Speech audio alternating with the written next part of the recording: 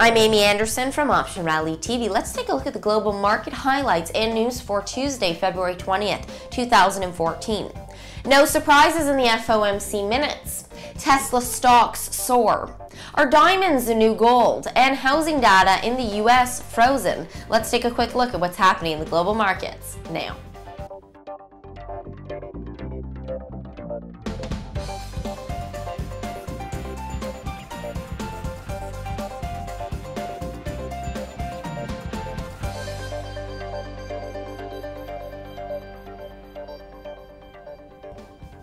Wall Street ended in the red after data showed an unexpectedly big decline in new home construction and building permits in January. The Dow Jones fell 89.84 points to 160.40.56. The S&P 500 dipped 12.01 points to 1828.75, while the Nasdaq fell 34.83 points at 4237.95. Analysts have somewhat downplayed economic data for December and January, believing that the polar vortex weather in much of the U.S. has depressed economic activity.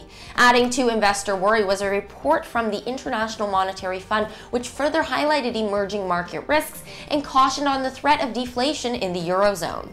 Tesla shares rallied following the closing bell after the electric car earnings topped expectations. Tesla said it sold a record 6,892 Model S sedans in the fourth quarter and that it expects to deliver more than 35,000 this year. Investors are hoping for more news from CEO Musk about plans to expand in China and introduce new models. Hedge fund heavyweight George Soros appears to be making a billion-dollar bet against the stock market. According to one investment expert, the move may be nothing more than a standard hedging practice for Soros, whose total portfolio is worth about $11.7 billion. European equities have remained largely flat as investors digested a rise in British unemployment and downbeat housing data from the winter-struck U.S. In London, the FTSE 100 index ended virtually unchanged at 6796.71 points. In the foreign exchange market, there was muted reaction from the FOMC minutes, but earlier in the day, traders digested a slight increase in unemployment in the UK. Britain's jobless rate firmed to 7.2% in the quarter to December. Official data showed easing pressure on the Bank of England to raise interest rates. The pound rose to 1.6716, the euro gained to 1.3761. The US dollar eased after disappointing housing data showed a fall in building permits and housing starts, which can be attributed to the severe winter storms setting records across the U.S. Moving to the commodities markets, investors are asking if gold has lost its luster, at least as an investment. Since hitting $1,900 an ounce in the summer of 2011, the price of the shiny metal has plunged some 30%.